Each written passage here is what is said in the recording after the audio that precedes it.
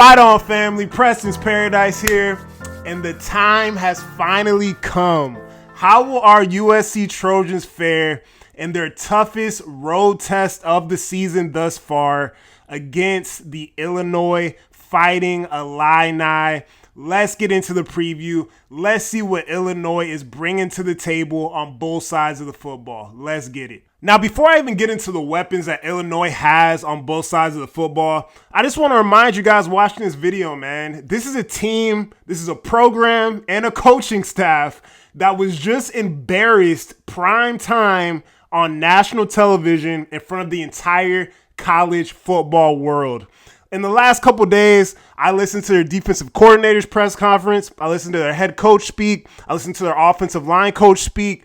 These guys are doing a bunch of soul searching this week, right? They're getting back to the basics. This is a team that missed 20 plus tackles in that Indiana game. This is a team that gave up 6 sacks in that Indiana game. They were completely discombobulated and embarrassed on the national stage, man. They are going back to the basics, tackling the football, blocking, being hard-nosed, being able to dominate the man in front of you, and really just, looking at themselves in the mirror saying, we got to be better, man. We have to come out, and even if we don't win a game, we cannot be physically dominated and embarrassed like we were last Saturday in Bloomington, Indiana. And this is a game that, right, these guys are going to be back home. These guys are going to be back home in Champaign, Illinois. The fans are going to come out. The fans, they know it's a rallying cry, man. This is homecoming. The fan base is going to be fired up. The players are going to be fired up. And they're going to have something to prove. They're going to have something to prove that says, hey, man, we're still one of the top, football programs in the country. We're still college football playoff, worthy and bound. And they're going to want to showcase that against the Trojans coming in this Saturday. Now, was I very high on Illinois heading into the season? I was not. When I did my previews and I talked about how USC would compete in the Big Ten, and this particular game came up, I had no stress. I had no worries about this game because I thought we had more talent than them. Thought we would have more talent on the defensive front as far as the offensive line front. And I thought the quarterback play would be better. And our weapons outside, as well as our weapons in the backfield, would supersede anything that Illinois would try to do to us on the offensive or defensive side of the football. Now, obviously, last couple of weeks, first few weeks in the first quarter of the season, we seem to have a couple soft spots in the secondary. But I am still very confident going into this game. Now, there is a bit of a wrinkle, right? With them losing that game last week, the motivation, the soul searching that they went through this week, they're going to be a tougher team to beat, right? They're going to be ready to compete, not get embarrassed, and really show the country that they are worthy of, being one of the top teams in the country. So let's look at them on the offensive side of the ball. You got Luke Altmaier, 70% passer, takes care of the football, which I do like from Luke. 9 touchdowns, 0 interceptions on the season. He's a guy that it's funny. If you keep him clean and give him time to throw the football, he could do damage to you. But this is an Illinois offensive line, man, that has struggled immensely this season with protecting the quarterback. They've given up 16 sacks, which is the worst in all of Power 4 football. And, in general, as far as, offense, they've given up 30 tackles for loss, man. So he has not been clean. He has been on his backside, whether it was against Western Michigan, whether it was against Duke. And, for sure last week we saw it against Indiana that they could just not keep this guy upright, and he struggled. And he's a quarterback that I wouldn't necessarily categorize as mobile. But if edges get too far upfield, he can, make you pay. He can't scramble and scurry out of there and pick up a first down, pick up 6 to 8 yards on the ground. He doesn't really want to. Wants to stand there and throw darts and hit those receivers. But he is a guy that can hurt you if you're a little too over-aggressive coming off that edge and getting in the backfield as a defensive player. As far as the running game, Caden Fagan, he's averaging 4.4 yards per carry. but a big time back. At first, they were saying he was 235 pounds. Now I'm hearing he's a 250 pound running back, and he looks like a here big number 3. So, yeah, man, as far as USC on the interior, gap integrity, getting off your blocks, linebackers, man, we have to get off our blocks. If he makes it through the line of scrimmage, we got to get off our blocks and make a tackle, man. Tackle him low, tackle him high, gang tackling. I think USC has done a great job at that this season, just getting multiple hats to the football. So that's going to be imperative dealing with Fagan, man, because that's what they want to do. They want to get him in the ball. Then they want to crank up that RPO game and get it to their guys, man. Get it to their guys like Beatty here. Beatty was at one point, I don't know if he still is, but at one point, number 3 in all-purpose yards. He has 21 receptions on the season. He's really the go-to. Him, Clement, Dixon are really their go-tos at the wide receiver, but Beatty can be a problem. Can also be a problem in the punt return game and the kick return game as well. And the Illinois offense has a tendency to get slow starts. So when I move on to the keys from USC, man, it's imperative that we get on them quickly. Get the offense going quickly and start putting points on the board, especially when you're on the road, right? You want to neutralize this fan base and this crowd on the road. I think we did a really good job of that, at Purdue. But as far as their offense goes, right? I mean, they want to run the ball, run the ball around 124 yards per game on the ground, around 220 passing through the air. And this is a team that was averaging 37.8 points per game, this season, right? So doing a good job on the offensive side of the ball, even with, giving up all that pressure. Now, as far as Illinois defensively, they got a lot of nice pieces, man, that like to fly around, man. They got a big physical defense. They're going to throw a bunch of different looks at you, a bunch of different blitzes at you. As far as the linebacker play, you got Leon Lowry, athletic, twitchy backer. He's got 10 tackles on the season, 2 sacks. He's using a lot of those blitz packages. Dylan Wozniak was a guy that was out, came back. He's the captain of the defense. He had 16 tackles and 2 tackles for loss on the season. Malachi Hood was a guy that was kind of filling in for him while he was out. He's got 12 tackles on the season. Athletic, smart linebackers. They can make plays. They're not the fastest, sideline to sideline. I think Lowry is probably the most athletic, sideline to sideline type of backer that you're going to see here coming from them.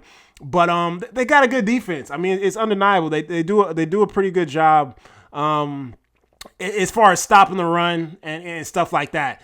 I'm not too high on their secondary, right, at all. Their secondary could definitely get eaten alive. We saw that last season. I think we got the advantage in that sense with our wide receivers and with the weapons outside. Miles Scott was a guy that he got kicked out the game for targeting last season, but he was a green dot player for them at the safety spot. And really their best defensive back, Xavier Scott, is out for the season, or he's going to be out for until at least the end of the season with the injury. So he's a guy that was playing at their nickel spot. And, hey, you know who that is, man? That's Mekhi Lemon. So Mekhi Lemon can take advantage of that, whoever they're going to have in there playing at that spot and get busy, right? As far as the defensive front, James Thompson, big defensive tackle coming over from Wisconsin. He has 9 tackles on the year. At the nose tackle spot, you got Neal with 4 tackles on the year. And these are guys that aren't really going to make big-time individual plays and really get after the quarterback and really do much damage, but they can clog up some of those lanes, man. So guard play from SC is going to have to be, consistent, and it's going to have to be good, man. These are big, physical interior linemen, and we're going to have to do our job, man. As far as just recognizing the blitzes, recognizing the blocking assignments, man, it's going to be very big for our offensive line to get that done and be consistent in that sense, right? Otherwise, you got Durojanic, another defensive tackle's got 5 tackles and a sack on the season. And then you got Jacques, man, who is their best edge. I think he's going to probably be the most talented edge that our offensive line has seen all season. He's got three and a half sacks on the year. This is a team that has 12 sacks on the year, so they've been doing a pretty good job at getting after the quarterback as well.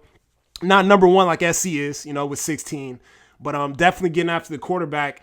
And I'm not that worried, right? I know we're dealing with the injury to Elijah Page. So even if Tobias Raymond is out there, if Elijah Page is out there, whoever's out there, these are guys that, they saw Stewart at Michigan last season. They saw, that Michigan defensive front. A lot of guys experienced that. Lonnie Noah experienced that, right? So hopefully that experience, playing in that loud environment, that loud, crazy environment in Michigan. I was at that game.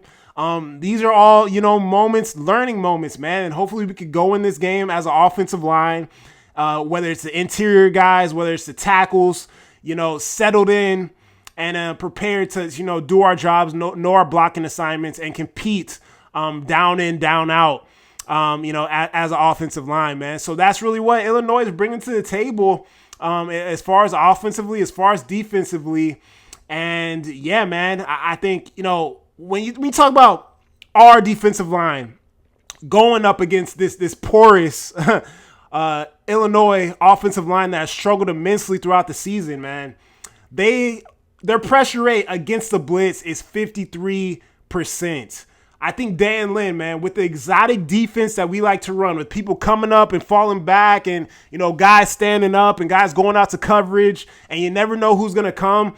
We've been able to get pressure with 4, sometimes even 3 defensive linemen at times. That was something that we saw Indiana do last week. I think that's going to be big for us, right? They have a 43% pass blocking grade, man. They are struggling to pass block. I think we impact and affect the quarterback a lot more than the number 36, team in the nation. But I think this is where we're gonna win, man. I think this is where we're gonna win. I think this is where we wreak havoc and really start to dominate this game in the trenches on the road against Illinois, man. So let's get into some light keys about USC and what we really need to do to win this game and come out with the victory. Light keys, gonna start off with something that was a bit concerning to me in that Illinois-Indiana game last week. Indiana blocks a punt. Cool. They do it. They score. Illinois gets the ball back. They run an RPO. The Indiana defensive back got caught up with the quarterback, was looking at the quarterback, got fooled by the RPO, stopped running, and let a wide receiver get behind him for the first Illinois touchdown. We've seen that. We saw that last week. We've been seeing that all year. The mental mix-ups, guys getting caught up, staring at the quarterback. We cannot do that, man. We have to play disciplined and fundamentally sound as a secondary, man. That's the first key I got. Second key, doing something that we've seen these guys do all season, get after the quarterback. Constantly get after the quarterback, but don't be too aggressive, right? Have that discipline on the edge. Interior guys, have the gap integrity, man. They're going to want to get faking the ball early. They're going to want to run the ball early. They're at home. They want to keep our offense, high-powered offense, off the field. So they're going to want to start to get that run game lathered up, get that offensive line lathered up, get their confidence going early, especially after the week they had last week, man. You know that's what they're preaching all week this week, man. We want toughness. They're preaching toughness. They're preaching running the ball. They're preaching hard-nosed football, man, because they want to bounce back after that embarrassing loss last week, man. So they're going to want to run the ball early. We have to keep gap integrity. We have to stop the run. And linebackers, we have to get off of blocks, man, as well as interior guys. We got to get off blocks, man. So stopping the run.